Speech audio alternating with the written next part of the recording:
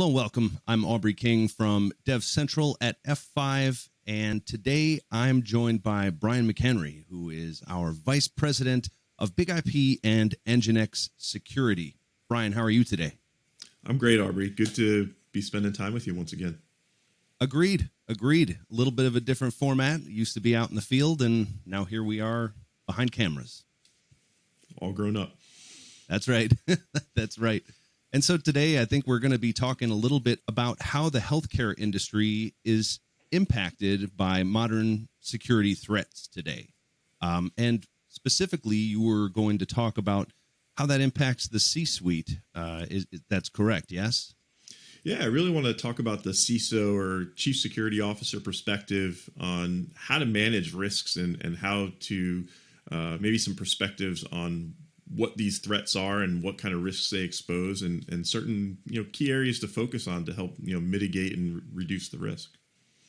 Well, with your position, I think it seems fairly clear that you must have a pretty big bird's eye view of the industry as a whole. So what do you see as the most pressing threats to the healthcare industry today? Well, in my role at F5, I'm responsible for leading our security strategy on those big IP and NGINX security solutions for our deployable products. And we spend a lot of time thinking about everything our customers face with regard to new and emerging threats, or even old ones that need new types of mitigations or countermeasures. And I stay rooted, even though I'm on the product side now, I really stay rooted in my customer background and my technical sales background, where I was a fierce customer advocate, or at least I like to think I was fierce. And as I look at and talk to CISOs, we recently had a customer advisory board with a group of CISOs, and we're about to have another one. One of the things I hear about is ransomware. And obviously this is high profile. It's in the news a lot. But in particular, healthcare providers are being targeted. Hospitals, in particular, are being held ransom. It's become a truly life or death situation in many cases where hospital administrators might be locked out of their workstations and be unable to properly monitor the health of patients, or something even worse when it comes to medical device security, where someone's life may actually be on the line.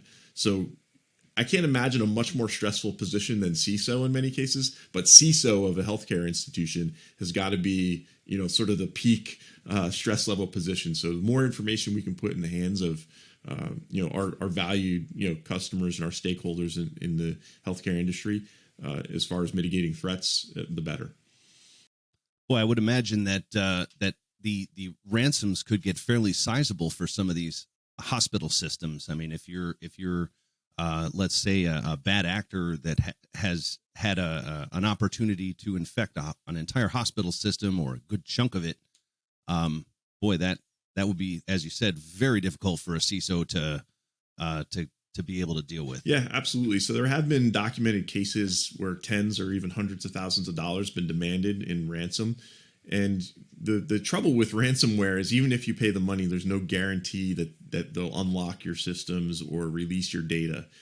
In fact, sometimes they're so incompetent that even if they give you the keys, the crypto keys to unlock the data that they've locked up or the systems that they've locked up, it might not work, because it's not like anybody's QAing the ransomware software to make sure it works the way it's supposed to. So, paying the ransom isn't even a guarantee. And so there's a lot of good advice out there in terms of making sure you're backed up, making sure you can recover your data and you don't need to pay the ransom. But there's other things we can do to make sure we don't get to that position in the first place, right? So it's good to have the insurance plan in terms of make sure if I have been infected, I have a way to recover, and you should always have that in place. But there's some other things you should do, as far as, ransomware is just a very particular type of malware. So, important that you realize, when you're making your plans, that ransomware isn't something, special it's a new class of malware, really. So you really just got to, bone up your malware prevention activities. And there's a wide range of things that should be done to lessen the risk of malware infection in any given environment, but especially healthcare environments. So with ransomware, have we found that, or are you seeing that it may be more effective to deal with ransomware, say, at the systems level, at the edge level, out in the cloud, or a combination of all three? It's always defense in depth, and in fact, the first place to deal with ransomware and malware, the first layer of defense, in my view, and in some people's views, maybe the weakest link is actually at the human interface level. There's a lot of varying opinions on security awareness training, but I think a lot of those opinions that tend toward the negative really might be from people who don't realize that not everybody's tech savvy. And we have a lot of valuable workers in all our organizations who contribute in a variety of ways, but most pervasively have access to computers and the internet. So the first line of defense, educate your users and educate them on a regular basis. It's not a one and done type of thing. It's not a new employee onboarding activity. It's a quarterly activity or a monthly activity where you roll out consumable bite-sized awareness training that can enable even the average non-technical or non-tech savvy user to identify when they've been targeted and when something might be unsafe. And so get everybody thinking in that sort of security mindset and putting, owning their part of, keeping the organization secure. So that's the first line of defense for sure. So what about beyond awareness training? What other kinds of things are proving to be fairly effective? So, the number one thing in any kind of security program, no matter what you're trying to fight, malware or otherwise, is to track the data paths. How does data get in and out of your infrastructure? So if you have edge layer security through a content delivery network or something of that nature, certainly look into what you have there. Make sure you've got inspection tools in your DMZ that are able to inspect encrypted traffic. HTTPS is 80+% of the internet now, so even if you're blocking all the usual ports, but you're letting HTTPS in and or out of your network, that's an encrypted tunnel. Make sure you have visibility tools in place so that your next gen firewall, your IPS intrusion prevention systems, your malware detection systems, make sure that they have visibility to the traffic that's encrypted. And then also look at some lesser known or lesser considered paths. So one of the big paths in and out of a network that goes overlooked, and we're getting better at looking at it, is DNS. I highly recommend that you look at what are you doing to inspect DNS traffic. Ensure that it is DNS traffic flowing over port 53. Sometimes it's actually HTTPS traffic flowing if you're not at least validating the protocol. Even if it is DNS, sometimes they can be smuggling data out in the payload of a DNS packet. And so these are usually unfettered paths out of your network infrastructure that the malware that gets loaded on a machine is looking for that path out.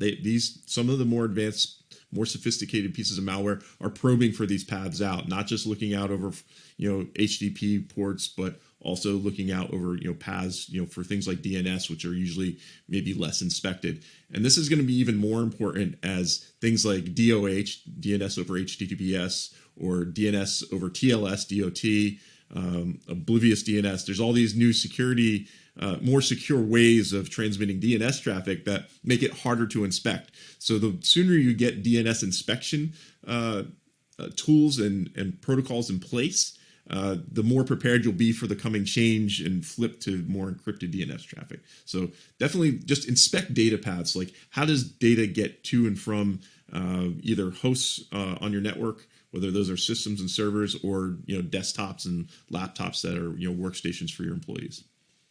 So, are there other portions of the environment besides kind of your usual infected bits like servers and desktops in the environment? What else is specific to healthcare that we're maybe not looking at? Well, that's healthcare is really interesting, right? And I mentioned before that sometimes the devices that are targeted are not your standard laptop, desktop, server. They're life and death pieces of technology that are internet or otherwise network connected. So we're talking about everything from a heart monitor to a pacemaker. which can be Bluetooth or Wi-Fi connected, believe it or not. And these are things like insulin pumps, other types of an MRI machine. All these things are network connected, whether it's to transmit images out or data out about a given patient's status or what have you. So if these things get hacked or otherwise compromised, someone can die. Someone's information, very sensitive medical information, can be transmitted to someplace it should not be. So the doubling that problem is that these are, fall under the category of IoT, Internet of Things, right? And one of the pervasive problems with Internet of Things is that typically these are things that don't have large amounts of storage. So they tend to have, embedded firmware. They're not necessarily running a standard operating system where we can put standard controls in place like, antivirus and device management. They often are subject to things like default password usage, default administrative passwords. So anybody actually walking through a hospital ward could actually, if they knew what to target, could scan for something listening and brute force some passwords to compromise the device. So this stuff is very serious, and it's important that you, at a very minimum, audit the use of default passwords on these devices, and turn off any connectivity that's not necessary. So if you've got a machine that can listen on Bluetooth, turn that mechanism off on that device and keep it safe. Disconnected is often the safest way to make sure something doesn't get infected. So, whether it's making sure there's no default passwords in use or making sure that things that don't need to be connected are not connected and are not enabled to do so, that's really the key for me when I think about medical device security. And if you want to take it a step further, think about all the things I just talked about in terms of data paths. What are the data paths to and from those pieces of equipment? Make sure that you're inspecting the data that's transiting in and out, so that you're aware of at least what's being attempted, and make sure there's nothing abnormal, and you can do some anomaly detection and at least forensics if something were to happen. Nice. It's funny, having worked on an IoT project with a former customer that was actually for pacemakers. It always sort of makes me cringe when I see people laugh about IoT hacks with refrigerators and and microwaves and things like that. It really, and as we're talking about today, for a CISO in the healthcare industry, that creates some truly unique and scary situations. Yeah, I mean, we need to look no further back than maybe a few years ago when we had the Mirai and then the Perserai Thingbots infections, where whole legions of self-replicating IoT devices, whether they were home routers, security cameras, that were co-opted all over the internet, basically through the use of default passwords. And these things were it was a little less serious because we're not talking about life or death situations, but these things were compromised, and then they kind of laid in wait, and then were used for some of the largest scale DDoS attacks we've ever seen. And so that there's all different types of risks, but the stakes, as I've mentioned numerous times now, the stakes in the medical and healthcare community and healthcare industry are much higher. And particularly when we're talking about hospitals and places where there are beds and people who are under active medical care.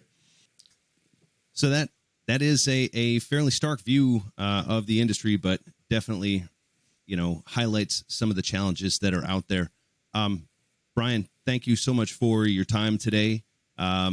It's always great to talk to you about some of the latest challenges that we're seeing out there, and this time for the healthcare industry. Aubrey, always happy to share what I know. Sometimes I'm not sure if I know much of use, but hopefully a few people in the audience today, learn something new or find a new avenue to investigate and help make their environment a little bit more secure. All right. Well, once again, I'm Aubrey King with DevCentral at F5. Have a great day.